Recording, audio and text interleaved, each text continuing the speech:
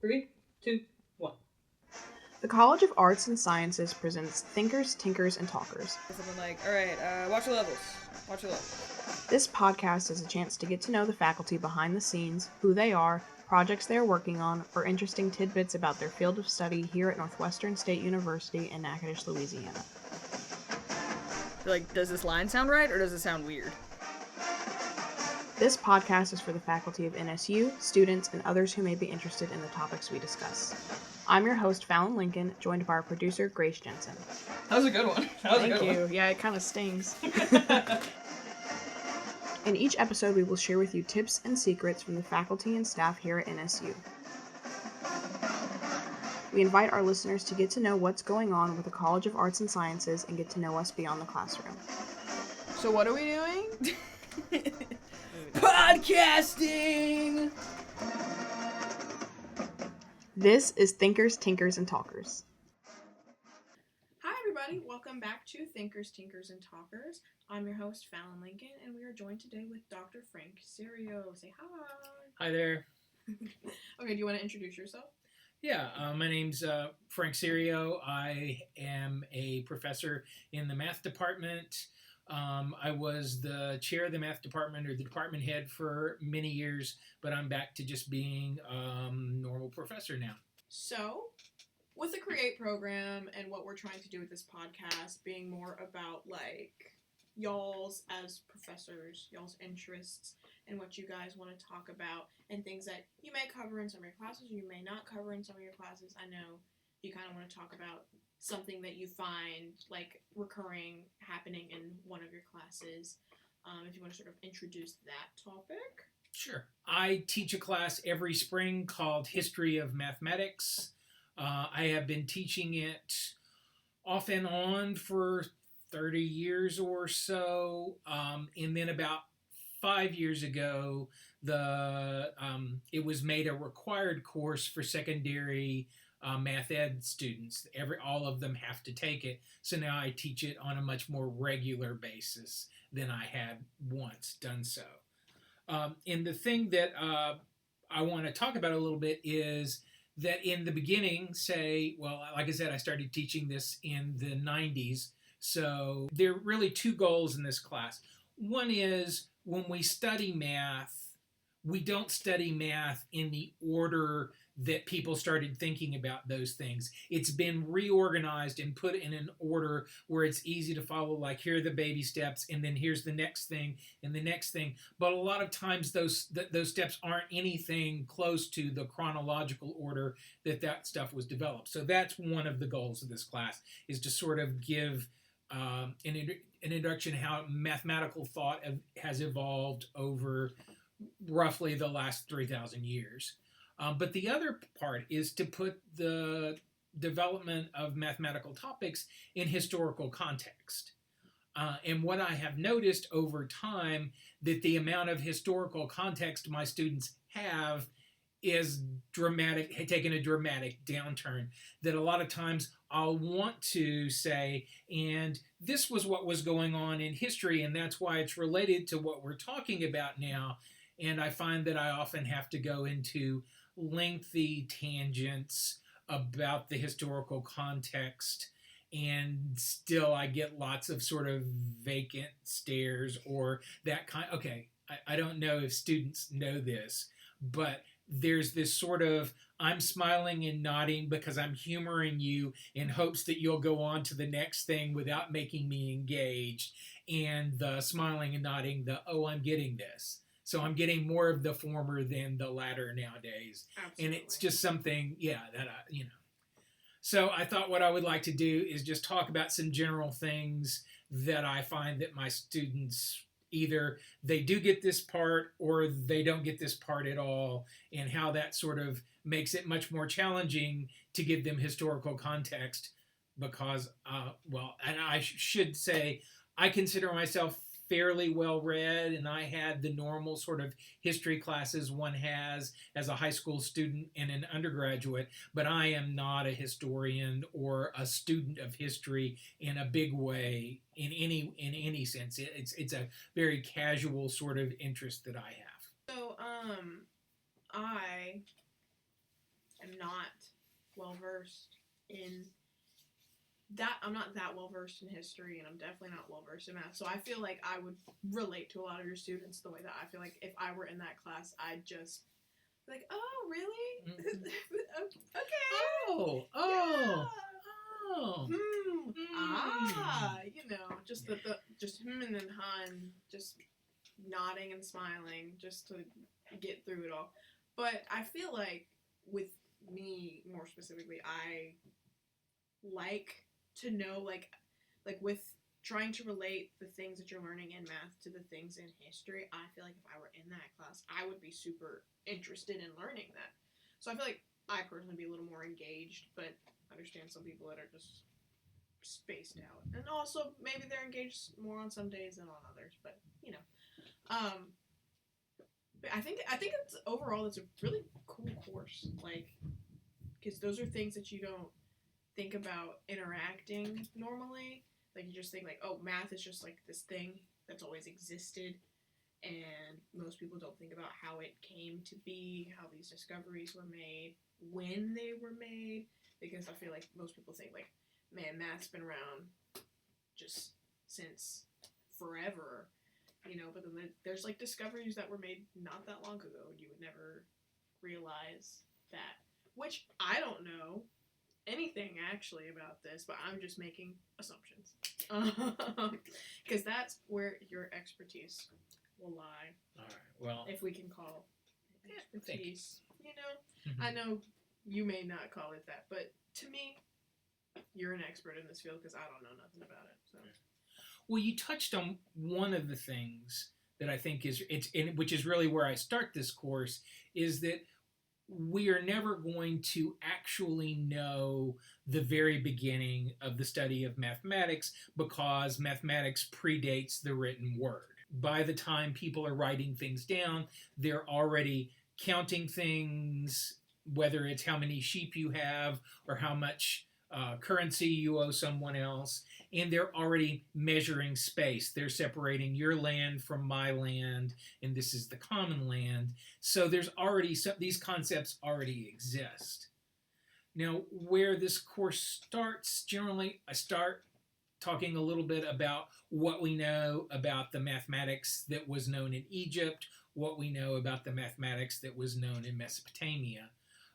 Generally, I think because Egypt and Babylon are places that are talked about in all of the Abrahamic scripture, so people have heard about those places.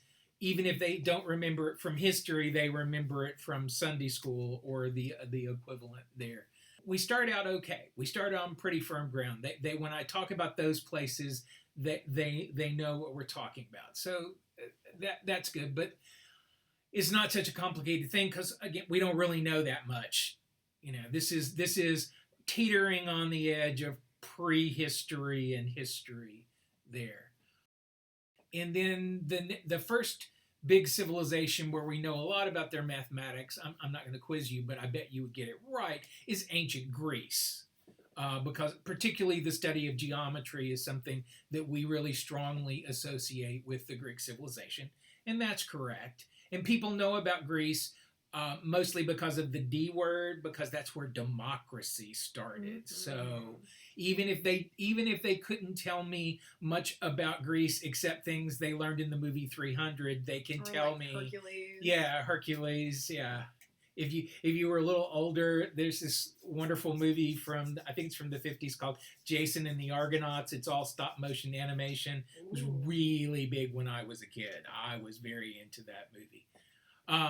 And I think Greek mythology is something that that kids get very interested in. Yeah, so like a lot of Percy Jackson is a absolutely widely Percy loved Jackson series, so people are familiar enough with like the gods and things like that, but less with the actual history, you know. And the first big person that we spend a lot of time on is Euclid, and most people know that name as well.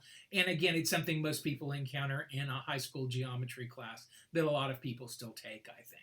So we actually spend a fair amount of time talking about Euclid because Euclid wrote this book called The Elements, or element. It's not the elements. I'm going to take a point off my paper there. It's elements. It was still used as a geometry text all the way up through the 19th century. So probably second only to the Bible in the number of copies of a book that have been created, published, distributed in Western civilization. So, it had some legs. So we know a little bit about that, and we spend a lot of time talking about that. Talking about some things that there are proofs that Euclid gave that are that's still the proof you're going to learn if you learn about it today, because no one's really come up with a better demonstration than what he did. And then the next transition is, of course, the transition from the Greek period into the Roman period, and that's we still have a little bit of nodding at that. They've heard of the Roman Empire. They know it's a big thing, and again, there's a fair amount of popular media about Rome that people have consumed, so they know about that. But this is where we start to get into the fuzzy understanding part, I think. I know this is always a big deal when we talk about Aristotle. See you nodding. It's a name you know. Mm-hmm. Aristotle lived in Syracuse, which is on the island of Sicily. And immediately they're confused about why Greek people are in Sicily. Mm-hmm. Which ties to another thing that I'll touch back on.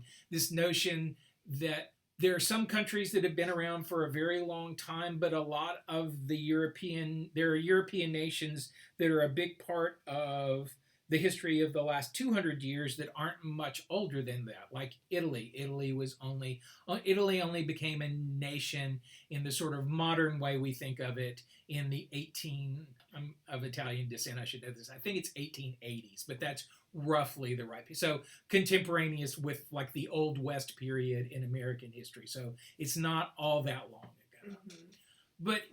But anyway, and the other thing that it's one of the big distinctions that we make. The Romans were interested in what you could do with mathematics. They were interested in building roads and building buildings and keeping records, but they didn't have this sort of aesthetic appreciation for mathematics the way that the Greeks did. So all of this math gets done in the Greek period, which is it's a shorter period than the Roman period in some sense. But then there's this whole Roman period where people still have respect for this, but they're not as involved in math in the same way. So I think the first big, when I start to see vacant looks in people's eyes, is, okay, I think they know the Roman Empire fell, but they're not real clear on what happens. Well, there's that. But again, I'm not going to get into that in a history of math class. But they don't understand what happened next. Mm-hmm. That there's this long period when where other than religious scholarship, there's not a lot of scholarship in Europe, in the West, and we talk about this. That virtually all the knowledge we have of the classical period, we only have because it was translated by people from the Arabic part of the world, because they had respect for this. And then later on, much later on, in the era of the Crusades, when there was more contact between Middle Eastern civilizations and European civilizations, all of that was rediscovered and translated back into European languages. So there's this whole sort of side turn that all of this took, and that's their mind is boggled by that. But I suppose my mind was boggled by it the first time I was told that, and had it explained to me as well. So then we talk a little bit about what goes on during those centuries when there's not a lot going on in Europe. The big thing that happens for mathematics at that time is the development of the Indo-Arabic numeral system, which are the numerals that we use, the base 10 place value system, because, we know about Roman numerals because if we don't learn Roman numerals, we will never know when movies were made. Well, of course, we have Wikipedia now, so we can just look it up. But you know what I mean. I'm not sure why we do the dates movies were made in Roman numerals, but that's the way it always is in the credits. I didn't even realize that. Yeah, but well, I don't know it's so much anymore, but if you watch an old movie, that they'll always have at the end, they'll tell you what year this movie was made, but it will always be given to you in Roman numerals. Yeah. And also, if you don't know Roman numerals, how are you going to know what Super Bowl it is? Exactly. How will you know? How are you going to know? How will you know? Yeah. But the thing, other than they look weird to us, but I mean, any other numerical system is going to look weird to us, but we really, if you haven't studied other number systems, you don't understand the value of our place value system, because, well, just think back to when you're in elementary school and you're learning how to add columns of figures or adding multiple digit numbers or subtracting or multiplying. The way we write them down actually gives us an algorithm we can use to do the calculations. Roman numerals, or the way the Greeks wrote numbers, which was very similar in character to the Roman, it doesn't provide you any calculational help. The way basic arithmetic was done is you would look at your Roman numerals and then you would use an abacus. Do you know what an abacus is? Yeah. It's a mechanical calculating device that uses beads on wires. And that's what you do. You would do your arithmetic and then you'd write your answer back down in Roman numerals, but those numerals are in no way helpful in actually doing the math. Mm-hmm. So that's a big thing that happens during the Dark Ages period, is that number system that is pretty much universal now takes over, and people start using it eventually back in Europe when they start doing more arithmetic. It's very useful, I must say. The other thing, and I'm getting out of chronological order, but it made me think of it, so I'm going to talk about this now. You know, I know that writing an expression like y equals 3x squared minus 7x plus 12, you can see that in your mind, right? That's okay? Mm-hmm. Okay. That's about that notation is about 300 years old. Prior to sometime in the 1700s, if you wanted to write that down, you wrote it down in longhand. You would write something like the quantity times itself times the number 3 minus 7 times the quantity plus 12, or whatever I said. I should have written it down, but you know what I'm saying. Mm-hmm. There literally was not a concise way to write these things down. So that's a very modern innovation that people don't really think about. But you know, why to come up with a plus sign somewhere? Yeah, exactly. Eventually, we come to the Renaissance, which is a word they know. That's always good. Everybody they know seems Beyonce. That's for sure. I'm not a Beyonce girl, but I know they think I love that album. But I think even in the sense that they know this is a historical thing that happened, they know that thing. Probably think of art immediately. That's usually what I think of first when I think about the Renaissance. Yeah, and that's certainly fair. That is certainly fair. Then we start talking about some algebra that was done in the 1500s in, again, I have to explain the secret. And what we think of now is Italy, but at the time was actually lots of different little countries all in this place. And there's a story that, okay, I don't think it's worth getting into all the details, but if there's you want to, feel free. Okay, genuinely. It is. This is. We have an hour podcast into. Okay, well, feel free. Go on as many tangents as you want. Okay, well, there was this man named Cardano, and he was an eccentric. Is just a very mild way of putting what he was. But he was a practicing physician. He wanted to be known for being famous in mathematics, but they wouldn't let him do that, so he just decided to be a doctor instead. One of the things that comes up again and again in the study of history is our notion of what it took to be a doctor radically changes sometime about 150 years ago. Mhm. Prior to that point, really, being a physician was just basically saying you were a physician, and as long as you weren't killing people and you were making them happy. I think we need to actually let all the blood drain from your body. I think that's the way that we need to Too solve much this blood. problem. That's your problem. There's bile somewhere in your body that it doesn't. You need, to yeah, you be. need a little Talk about the little humors. less black bile, maybe a little more yellow bile. Yeah, Yeah. that's really the issue. That's why your leg is lame. I think we need to put leeches just all over you. I think that'll solve your All issues. the leeches. Just yeah, just a lot of doctors were just hired privately, and like weren't good at their jobs, but they also didn't have the training for those kinds of things. They didn't have the innovations, the medical innovations that we have today. Well, and Not I think a lot of them, at least. And I talk about this a lot too. I think most people have encountered the term a Renaissance man. This idea that during the Renaissance there were people who were so well educated they literally knew everything that Western society knew. And although that is a real mark of honor for a person, there just wasn't that much to know, right? What we knew about science, what we knew about math, what we even knew about history to some extent, it was very limited compared to what it is now. I mean, it simply wouldn't be possible for a person to hold in their mind simultaneously all the information that's known in the modern world, and it hasn't been for at least a couple of 100 years. But yeah, there was a time 500 years ago when that was a doable thing, and I think we underestimate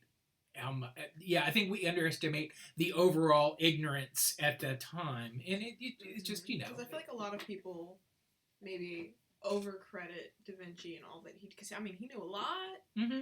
That man did so much in his lifetime, but also like there's a lot more.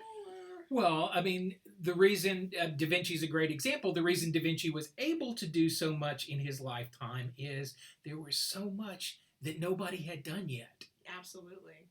It's a lot easier. Like, we talk a lot about, there are any number of famous mathematicians who were writing well-received papers. They were known internationally for their mathematics in their teens, and that's not really... It's not like, what are you doing with your life? Why aren't you famous yet? It's that in the 16 and 1700s, it was a lot easier to get to the point of the cutting edge in a subject than it is today. I mean, to be on the cutting edge of mathematics requires, that you've got to complete probably a bachelor's degree and get well into your graduate work before you've learned enough to get up to the edges of what we understand now.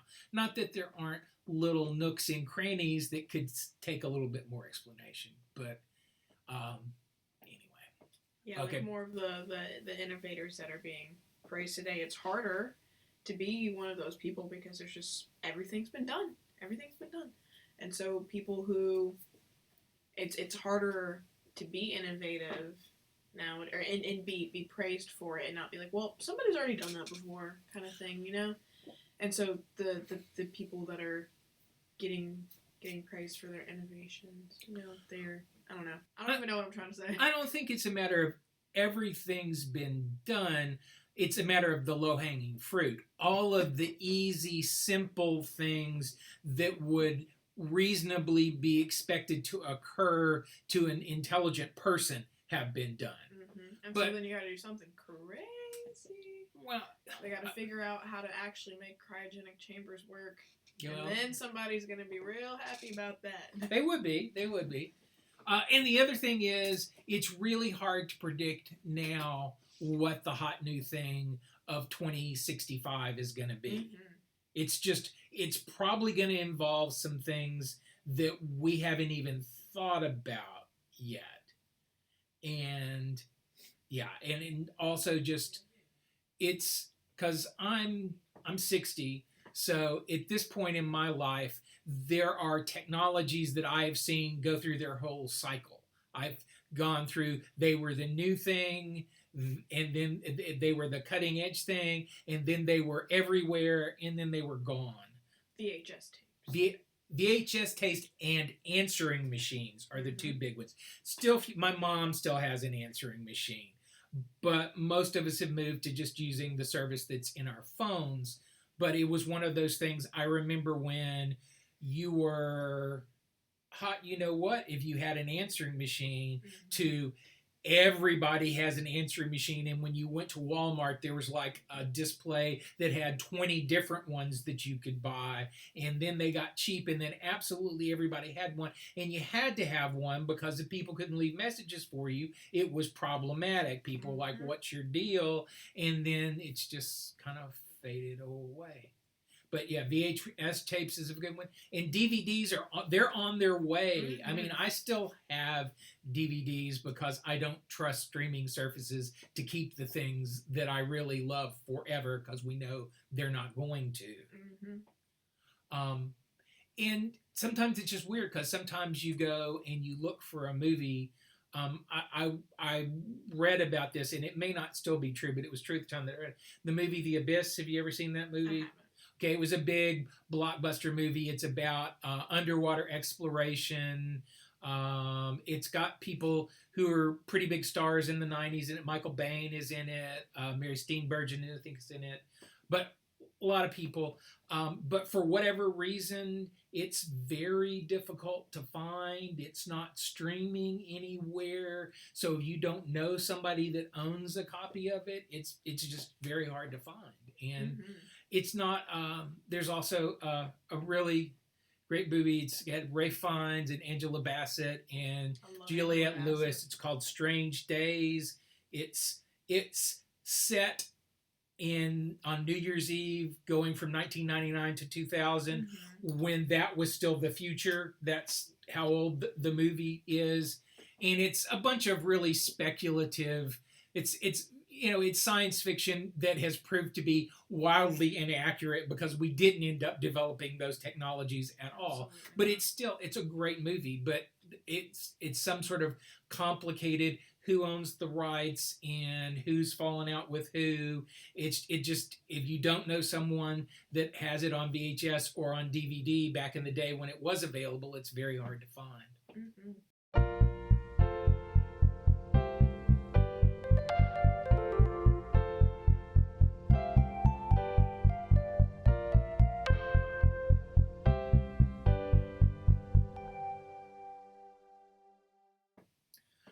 Okay, I was telling a story about Cardano. I'm going to try to come back to the point. Okay, so I'm just going to talk about the quadratic formula. Do you know what I'm talking about that? Probably. That's really old. Yeah, well, most of us learn it in Algebra 2, or we learn it in our college algebra class. Oh, it's that really long one? It's minus b plus or minus the square root of b squared minus 4ac over 2a. Yeah, it's one of those things, like with what I found myself dealing with in math, is like I'd learn it, and then I'd be good at it while we're doing it, and then as soon as we're done and we move on to something else, leaves my brain, because now I have a whole new formula I have to memorize, and this one's gonna go bye-bye. Okay. The only constant thing that has stayed in my brain is y equals mx plus b. Okay, that's a good one. Slopes. But well, first of all, that happens to everybody about everything. Any mathematics that you do not continue to reinforce, you end up having to reteach yourself. And, for people who are only going to take the 6 hours of math they have to take in college, and they're going, and there literally there are some disciplines you could choose to go into where you're not going to be doing a lot of math, and I appreciate that you're not going to hold on to a lot of it. But in any case, the quadratic formula is really old. In some sense, it was known in ancient Babylon, not in the complete, all the nuance of it, but they knew about this formula, what is that, like 4,000 years ago, something like that? Something like that. And for years, people had tried to find a formula for third degree equations, a cubic formula. So it was a lot of people thought that you couldn't do it. But there was a mathematician, his name was Del Ferro, and he figured out a way to solve not all cubic equations, but some, the ones that didn't have an x squared. If it was just an x cubed, an x, and a constant, he could solve those equations. And as is very weird for us to hear about now, he kept that secret for a very long time, because back in the 1500s, now there had already been universities in what we think of as Italy today for a couple of centuries at that point. So being a university professor was a thing, but at that time, if you thought you knew more than someone who was a university professor, you could essentially challenge them to an academic duel. And they'd make a list of problems and you'd make a list of problems, and whoever solved more of the other person's problem got the job. Wow. So Del Ferro kept this a secret because it gave him an ace in the hole when he got challenged to these things. Okay? But so he kept it a secret his whole life, but on his deathbed, he taught the secret to his protege, which was a guy named Fior. And Fior thought he knew what he was going to do with this. There was this guy, his real last name was Fontana, but he was widely known as Tartaglia, which means the stutterer, because when he was a boy, he had been cut across the face by a soldier with a sword, and it had given him a speech impediment. So he had this very prestigious position at a university, and Fior wanted his job, so he challenged him to the duel, and he gave him, for his list of problems, he just gave him 20 of these equations that he was the only one that knew how to solve because no one had been told the secret. And wow. So, but Tartaglia, who was a brilliant mathematician, managed to work it out for himself, and so he won the duel, but it attracted a whole lot of attention to this. So this Cardano, who was this guy who was a mathematician slash lecturer, sort of science lecturer slash doctor, wanted to know the secret, so he basically took Tartaglia out to dinner and sweet-talked him and flattered him and weaseled the secret out of him. But Tartaglia made him swear an oath that he would never reveal the secret to anyone, not even after his death. He was required to keep any record of this in code so the secret wouldn't come out even after his death. So Cardano was at least pleased for the time, but then Cardano himself figured out a trick where he could solve any cubic equation by converting it into one of these special equations that he now had been given the secret. But he couldn't do anything with it because he'd sworn this oath. And eventually he took on a protege of his own, a guy whose name was Ferrari, who I always mean to go look out if he's any relation to the car people, but that was his name. Ferrari and working together, Cardano and Ferrari actually figured out a way not only to solve x to the third equations, but x to the fourth equations. And so now, they've got this big thing, and they're just besides themselves because they can't figure out a way to be able to publish their results. So eventually it occurs to Cardano that he knows the story of how Tartaglia ended up developing the secret. So he ends up going to where Del Ferro had lived, and he sweet talks Del Ferro's widow into letting him see Del Ferro's papers, and he finds the secret written down in Del Ferro's own hand, and he's like, oh, okay, well, now I can do whatever I want to because I'm not giving away Tartaglia's secret. This is Del Ferro's secret, and I just got it from here, which is what he does. And there's a big brouhaha, and Tartaglia is upset about it, but he gets involved in a public debate with Ferrari, and probably not helped by the fact that he has a speech impediment. Those debates don't go very well. And poor thing. Yeah, so that's the main thing that Cardano is famous for. So that's a lot racier story than one expects to encounter in I think a history of math class, but that's a very famous Pretty story. interesting, Mhm. though. Yeah. You wouldn't think that there's that much drama, juiciness with math history, because you find out about certain history things. I don't know. I feel like math is just like a very like stereotypically boring subject to a lot of people in their brains, and then you find out this equation that you don't like very much because you don't like math. Well, the story behind it is very interesting. There's a lot going on there. But yeah. Yeah. So anyway, so that's the story Yes. of Cardano, which is, I think it's a great story.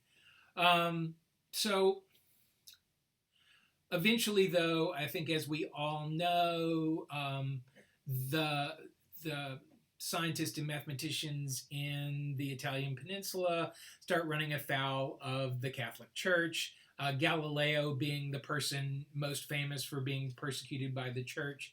So even though there's this big story that we talk about Cardano, then the center of scholarship moves away. It moves more into the Germanic and English-speaking world, away from the immediate environs of the Vatican, which again is one of those things that the story of Galileo and what happened in his persecution by the church is not something everybody has as a touchstone. And it's, I mean, when I explain it to them, they understand what I'm telling them. But again, it would mean a lot more to them if they knew the story already when I brought it up, as opposed to me having to tell them this story. I understand that British history is complicated and it's involved, but knowing even the broad strokes of British history is very important for understanding a lot of the mathematics, like from roughly 1600 forward. Particularly, this is how I discovered this. Isaac Newton, who's someone I think most people know who he is. He went to university at Cambridge. And at the time he went to the University of Cambridge was immediately after the restoration of the monarchy after the English Civil War. Okay. And because of that, because Cambridge was sort of an anti-royalist stronghold, the university was on really hard times when Newton went there. So Newton ends up basically teaching himself. Okay? This is just a little tidbit in the history of Newton, but I have discovered when I talk about that now, they don't have any idea what I'm talking about. They don't know that there was a period where there was this revolution and the king was executed. They don't know about the tensions between Catholics and Protestants in England. That's some juiciness right there. They don't know who Henry VIII is. That's the one that really killed me. The first time I said something about Henry VIII and was met with blank stares. I feel like a lot of the classes that you take in like high school and middle school, and I don't think we ever really go into British history much at all in general. And I think I didn't learn any British history until I took a British literature class. Yeah. And not everybody has to take those. I had to take it because I'm an English girl, so but it's really some juicy stuff. And with a lot of people being so interested in the English family in general and pop culture, I'm surprised not a lot of people go back and go like trace back some, because it's always been real juicy. Like oh, you think what's happening now is crazy? Go back and see what was going on with like Queen Victoria and way back with Queen Mary, Bloody Mary.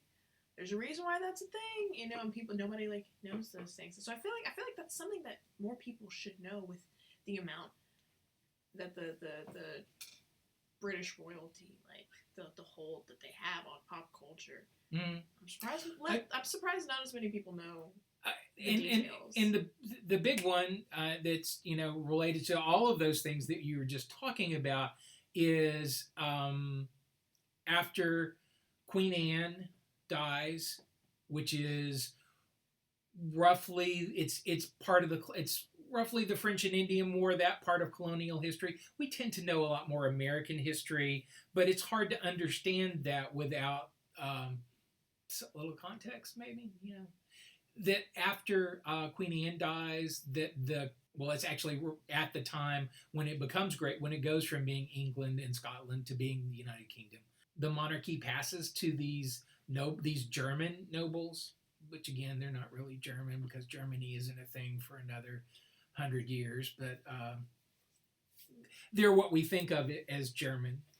And then that ends up being very relevant, getting back to my point about Newton, is because Newton is known for developing calculus, but there was also a man named Gottfried Leibniz that developed calculus. And it ends up being one of these, it's not entirely clear if they both did it completely independently or if they knew, because Newton was, again, by any stretch of the imagination, he was an eccentric. And when he had discovered something that he knew was fairly controversial, he didn't want to be real open about that because he didn't want to have a bunch of public debate.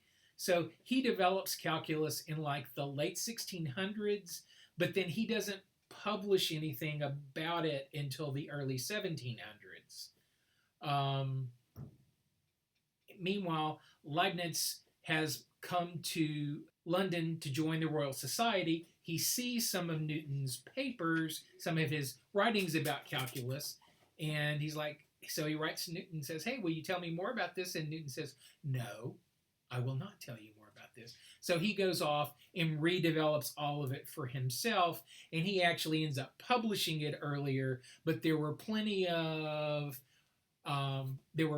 people back in Britain who knew Newton had done this. So now there's this whole, well, who stole from who? What, basically the claim is Leibniz should get credit because he published first, but then lots of people knew that he had actually seen some of Newton's work and that it is actually older, and it ends up being this big controversy, which is amplified by the fact that there's already this tension because now the man sitting on the throne in London is actually more German than he is English. In fact, King George I didn't speak English until long after he became the King of England, or the King of the United Kingdom. So anyway, so again, it's not like you can't understand the controversy if you don't know these things, but knowing those things makes it all a lot. You understand it in context. Mm-hmm. You're like, oh, well, of course, when a German claims they did it and an English person claims they did it, that's going to be controversy. So yeah, there's that. And I don't expect them to be able to quote the line of Succession from the War of the Roses to the present day. I don't expect them to be able to do that. Just the broad strokes that at some point England broke away from the Catholic Church. So then for a long term, I think it's still the law that you cannot be the king or the queen of Great Britain if you're Catholic or you're married to one. That is still, and there are people who are legitimately excluded from the line of succession for that. Mm-hmm. I think the next big thing that is roughly 1800s. So in art, we start to see movements that move away from photorealism. We start to see impressionism and expressionism and all of these sort of, well, it doesn't matter if it looks exactly like what I'm saying, because up until that point, that's the goal of all drawing and painting, is because we want to be as photorealistic as possible because that's the only way to record what things look like. Mm-hmm. And have photos. So. Yeah, they couldn't even say photorealistic, right? But what is interesting is the same sort of thing happens in mathematics.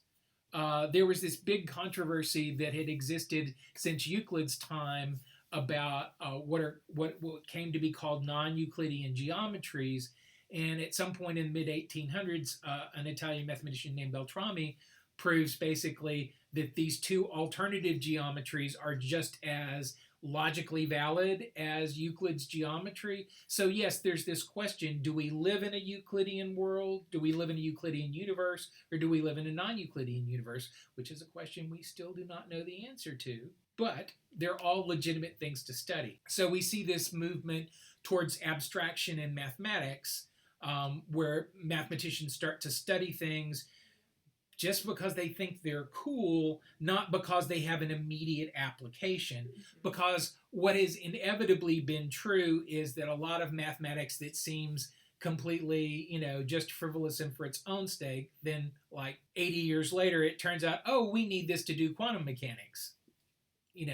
We find applications for those things. This just, Lewis Carroll, that wrote Alice in Wonderland. I don't know if this is definitively true because I am neither a Carroll scholar or, a general British lit scholar, but there is an interpretation that Alice in Wonderland is actually about this. All of the crazy characters in Wonderland, he's making fun of mathematicians who want to study this abstract math that has no grounding in reality, and he's making fun of it. Well, I feel like that might make sense in the animated, like Disney's animated Alice in Wonderland, the Mad Hatter's hat. How it's got is it 11 nights or 6/3? It's some strange fraction on it. I wonder what it is, but yeah, it's got I know what you're referring to. Weird fraction on there that's just like, well, I don't know that that's a thing. Well, that's really 10/6. That really is. That's another weird thing is that prior to decimalization in the 60s. The Great Britain had this amazing, the same way that we all talk about, there are like 3 teaspoons in a tablespoon and 16 tablespoons is a cup and all of these measurements that I mean, British money worked that way too. There were, there's so many pennies, and then there were shillings, and there were like 20 shillings to a pound. 6 pence. Yeah, all that. So that, yeah. But it is also true, and before anybody comes at me with this, I know it is also true that Carroll was writing a fairy tale for this young child that he was very fond of. So that is absolutely true. But there is a theory that says there was actually this underlining criticism of modern mathematics underneath all of that. So again, this is one of those things. They can understand this idea that math becomes more abstract about 200 years ago, but the idea that it's also related to the fact that art and music and all sorts and literature was also becoming more abstract at the same time, that this is some sort of like a general trend of what the 19th century was like. Again, I don't think you can understand the part about the math all by itself, but you lose something when you don't have that sort of aesthetic context about what was going on during that period of time. It's not just the math people playing around. Everybody's playing around. Everybody's getting creative now. There's more room to be able to do those kinds of things whenever it's not as which makes a lot of sense because you're not as focused on trying to figure out how we're going to solve these problems. We've got some solutions that are working, so now we can play around and have fun. And same thing with the art. It's like, well, we've got artists who are making this realistic art that needs to be made. I can do what I want. I want to go paint a day in the park with a bunch of dots instead of actual brush strokes because I think that's cool. So I think having the overall context of everybody's just getting a little silly is pretty useful because I feel like if you're just like, well, why are they doing that? Yeah, it's a reason. I think it's I'm doing this because this is what I want to do, not because it needs to please you. It doesn't have to adhere to your rules. This is what I want to learn about. Which I think is so cool, and I feel like that's something that a lot of people don't think about with math because it feels like math is just this very stable scientific thing that's just like this is how you do it and you don't do it any other way. And I feel like a lot of people don't realize that there's like ways you can play around with it. I definitely did think about that before. Well, and there's also this thing that it's a big part for many, many years, a couple of hundred years. The math that we learn first is the math that we need to learn to do calculus. And that is still true. I mean, that's why you learn algebra. It's why you learn trigonometry if you learn trigonometry. It's preparing you to do this thing that most people aren't going to do any longer. That's one of the reasons why in the math department we developed this class called Contemporary Math, that some of the people in the humanities, they do that for their first core math instead of college algebra, because if you're going to get a degree in English literature, I agree that you probably don't need to be prepared to take calculus. In many ways, I think you'd be better off maybe knowing some of the stuff that we've been talking about today. You know, maybe you'd be better off like sort of understanding the sort of historical context to it. But then again, there's also the argument, and I'll go ahead and give this argument too. I mean, if you don't, I mean, in ancient Greece, no one was considered well educated if they couldn't do geometry. For most of the last 400 years, you've been expected to do calculus. So, in some sense, I think it's kind of like wanting people to have a good, firm background in science or literature or history to know these things. But I think we've become very focused on their particular problems we want to make sure that you're able to solve. And in a lot of ways, I don't know, it's difficult. Like, I don't know, I would love to have more people come take my history of math class, but you really need to have had probably a little bit of calculus and like an introductory sort of math theory class, what we call fundamentals of proof is what the class is actually called, for you to be able to do the actual work. It's all well and good for us to talk about the history, but it's a 4,000 level math class, so there's also some math involved in it. Absolutely. So it doesn't make it maybe as approachable as it could be. I think another thing that, and we've touched just on this a little bit, we get to the point where it becomes really hard to talk about what's cutting edge in math because you have to know so much background to be able to learn about it, to understand what it means. And I think it's a little easier in the sciences because you can talk about the physical things. We're learning about, you know, this virus and how it works and, you know, sort of its background. We're working about, you know, we're looking at ways to find a way to dissolve all that plastic that's floating in the ocean without poisoning the water. Or, you know, we want to find a way to deal with nuclear waste. There are science problems that you can describe in general terms that are, I think, fairly approachable, and that's not always the case with math. Although I do want to at least mention these are two problems that were big unsolved problems for a long time that have been solved in my lifetime. The first one is called the four-color theorem. If you imagine like looking at a map, and you know that when you look at a map, if there are like two countries or two states or two parishes and you need to distinguish them, wherever they meet along a border, you color them different colors. And it's okay if two things, like sort of where Arizona and New Mexico and Utah and Colorado all come together, where there's a corner like this, it's okay if the two countries that are diagonally opposite each other are the same color, but not adjacent. So there was this question, if you have just a blank map and you want to color it so that any two regions that meet along a border have different colors, what's the minimum number of colors it takes to do that? And it had been known for a long time that you don't need more than 5, that 5 will always work. But no one had been able to find a design that actually needed 5, so everyone thought the answer was 4.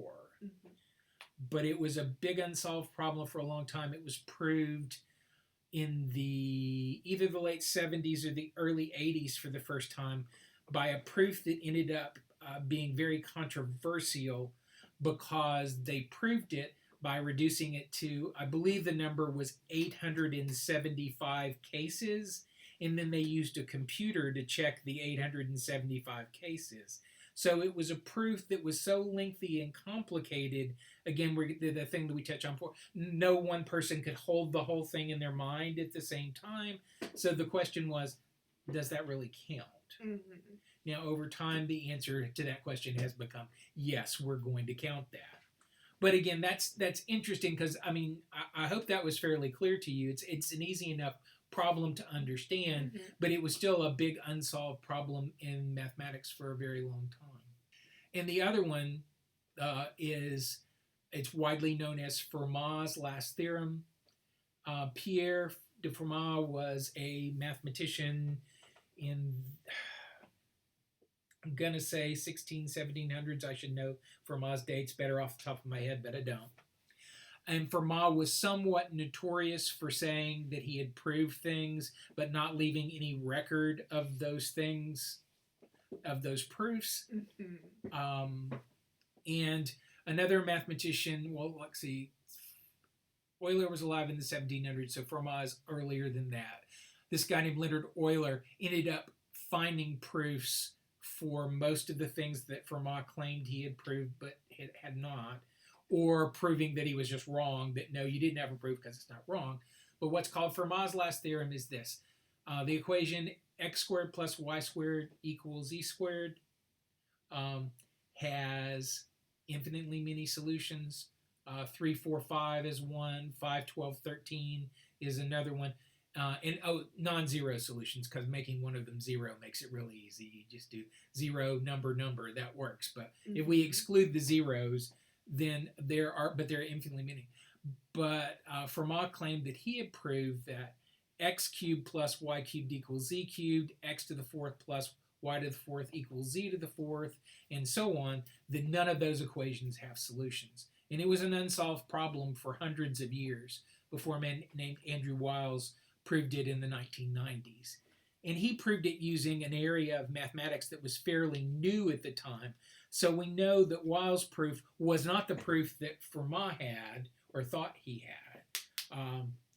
There's a lot of speculation, and without getting into a bunch of technical stuff that I think is beyond what's appropriate for this format, I can't get into what we think Fermat did. But yeah, that was like proved. That was like he was on the cover of Time magazine and all that sort of stuff back in the 90s when that happened. So those are a couple of problems. And I'm going to give you one. It's a simple problem that is still an unsolved problem. You know what prime numbers are, numbers that are only divisible by themselves in 1. Yes. There are lots of pairs of primes that are 2 apart, like 3 and 5, 5 and 7, 11 and 13, 29 and 31, 101 and 103. So the question is, are there infinitely many of pairs of that form? Odd numbers that are 2 apart that are both prime. Everyone pretty much well believes the answer to that question is yes, but people have been trying to prove it for at least hundreds of years at this point. It's a centuries-old problem. Now, it's not like if you heard of the Millennium Problems. It was a short list of problems in the year 2000. This group said, okay, here are these, I think there's 7 of them. Here are these 7 problems, and there's $1 million prize for solving any one of these 7 problems. But those are, quote unquote, important problems. There's a reason why we need to have solutions to these problems. And I don't think the twin prime conjecture, which is what it's called, that there are infinitely many of these twin primes, I don't think it really falls into that. That's really important. We're going to make huge discoveries based on it. But it's nice. It is an easily stated problem that I think most people can understand that we just don't know the answer to. And there are lots more technical problems like that. That's wild. Like, that's just, I don't know, there's something I've never thought about before. we talked about. I'm going back to a really old fork in this conversation when you were talking about everything being done. Yes.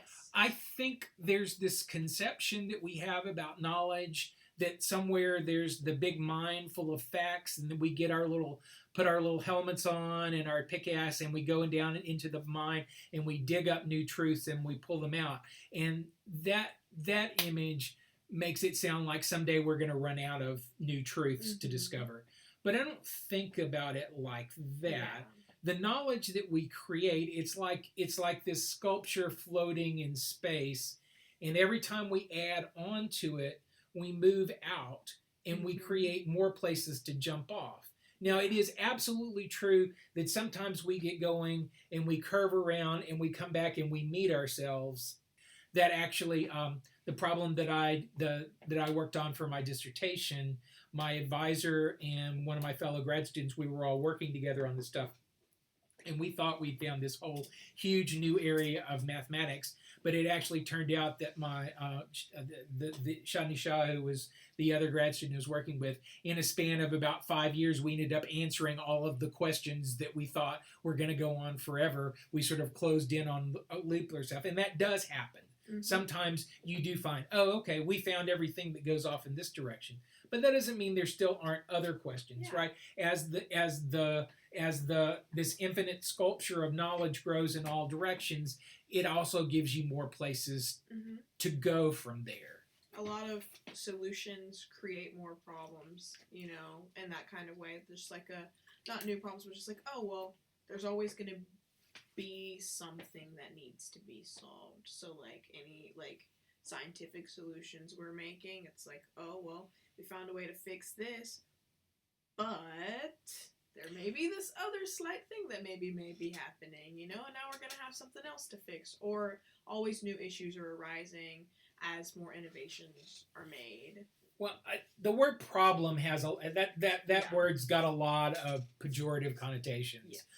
I think it's better to say that every question we answer just gives us new questions to ask. Absolutely, yeah. And I think that's a better way to say it. Just like, there's just, we come up with solutions, and there's still always going to be something else that needs to be solved, or things that never will be. Who knows, But maybe one day. Okay, I'm gonna tell you one more 20th century math question. Absolutely. Like that. There's a man named Kurt Gödel. It's G-O with an umlaut, D-E-L. He was a mathematician in the late 1800s, early 1900s. And he's proved two results that are very famous. One of them is called Gödel's completeness theorem, and the other one's called Gödel's incompleteness theorem. So that's a nice little pair there. The completeness theorem is really important. What it says is if you can write a logical proof about something, then it must be true. That's like, I'm not getting into all the mathematical nitty gritty, but that's essentially, basically what it says is the rules of logic work. If you deduce something logically, then that thing you deduce must be true if all of your precepts that you started from were true. It's just as true as what you started with. Okay. But what the incompleteness theorem says is if your mathematical system is complicated enough that it could describe the counting numbers, 1, 2, 3, 4, so on, and addition and multiplication, just basic arithmetic. If it's complicated enough to describe basic arithmetic, then there will always be true statements that cannot be proved. So it means that on some, as I've heard this referred to, is the drain down which all of mathematics is flowing. I mean, it does mean that that there on some level, the sort of absoluteness that we all wish existed simply doesn't. That we can know if certain things are true, then other things are also true, but there's no automatic way just to say these are all the true things and these are all the not true things. Yeah. There are always going to be questions that we simply can't answer, and that we just have to sort of decide which way we want to think about it and go from there. Absolutely. Well, okay. that was fun. I think this was a really cool conversation. This is a lot of stuff that, like, I never, ever would have thought about because, well, A, it's out of my field, and it's just something that I never thought was, like, a thing to think about in the first place. You know, it's not something that was ever really brought to my attention, and then whenever you,